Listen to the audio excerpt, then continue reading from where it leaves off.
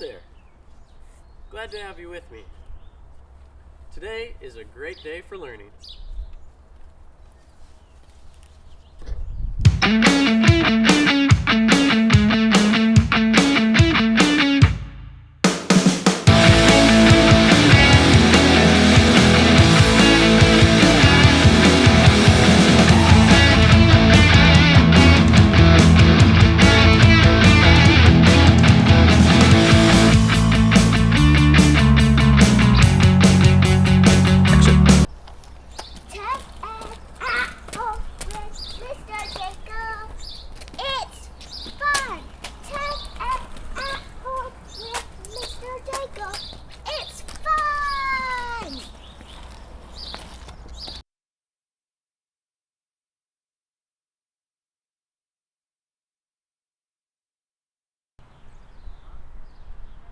Today, we're going to be looking at the foundation that our shed is going to sit on.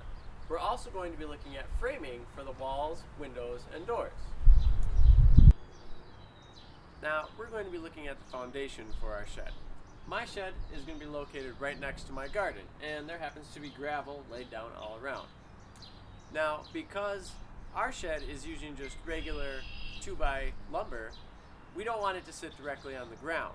We want it to be up off the ground a little bit. This way, no moisture is in constant contact with the timbers.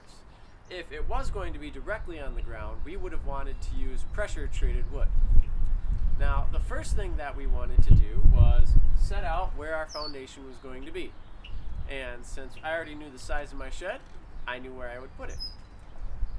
I had these blocks already, and they're about 2.5 inches thick, and I thought they would make the perfect foundation for our shed.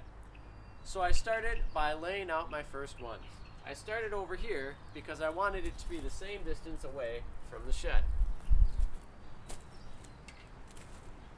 Once I had my first one in place, I took out my level. Okay, with my level, I was able to set it between the blocks to make sure that everything was nice and level. We want to make sure that we're nice and flat and right where we need to be. Once I had that done, then I moved on to the next way. Using my level also as a straight edge, I put it up against the fronts of my blocks. This allowed me to know that they were going to be the same distance away from the back. Then I checked for level again, and I adjusted as necessary. I did the same thing here and here. And when I was sure everything was level, our garden shed will have 3 plain walls with no windows or doors, and 1 wall with a door. So the framing is pretty straightforward. We have a top plate, studs, and a bottom plate. Let me come show you how to lay out those plates.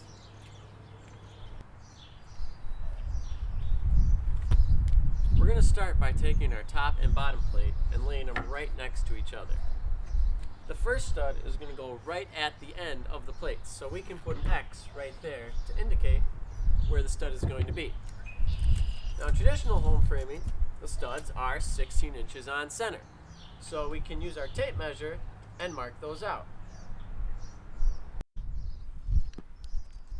Most tape measures will have the stud spacing highlighted in red on the tape. This makes it very easy to mark out the walls for framing. Because of the materials that we have available, we're actually going to be spacing our studs 12 inches on center. We start by marking our studs on the ends, and then using our tape measure, we can set where our studs are going to be on the top plate. Then, using a tool called a speed square, we can transfer this line across both plates.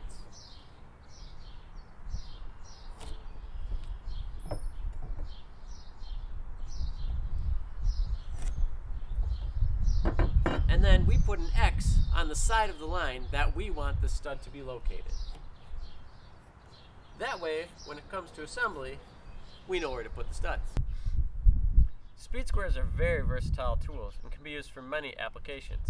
You can see there are markings for measuring and for angles. The large edge here is what you hold against the edge to keep it square. Now let's assemble our wall. We're going to start out by laying the wall out flat. It's real important to have a nice flat surface to do this on. Otherwise, when you lay it out, it won't end up flat and straight.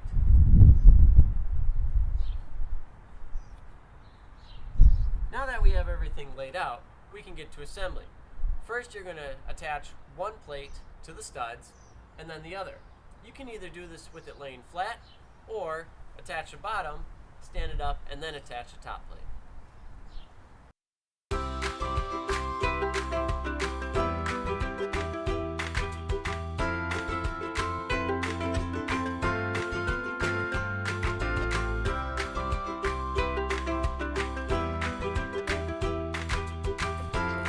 Now that all our walls are framed, we can attach them to the floor.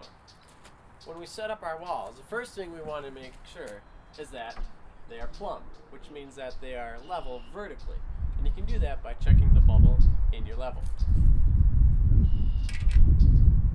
Once you have your wall set up, you're going to attach your wall at both ends, and then with 2 fasteners between each stud bay.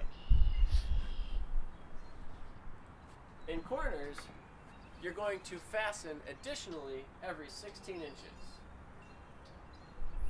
This will keep everything nice and tight and together.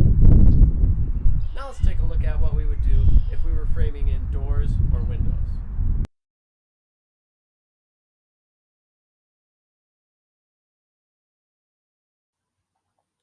When framing in a window or door opening, we have to modify the stud layout in the wall.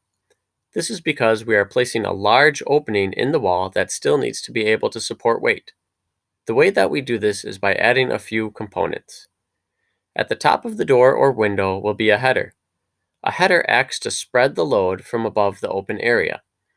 A header can be engineered to size or made by nailing together dimensional 2x lumber to the thickness of the wall. The wider an opening, the bigger the header will be. The header will sit on top of 2 studs, one on each side, called jack studs. Nailed to the outside of the jack studs will be the king studs that will go floor to ceiling height. Above the header will be small studs called cripple studs. Cripple studs are short studs that are still laid out following the 16 inches on center that the wall was laid out with. A window opening will also include a sill that the window will sit on. The sill can either be nailed to the jack stud, or the jack stud can be split to go above and below the sill. There will also be crippled studs below the sill that match up with those above the header.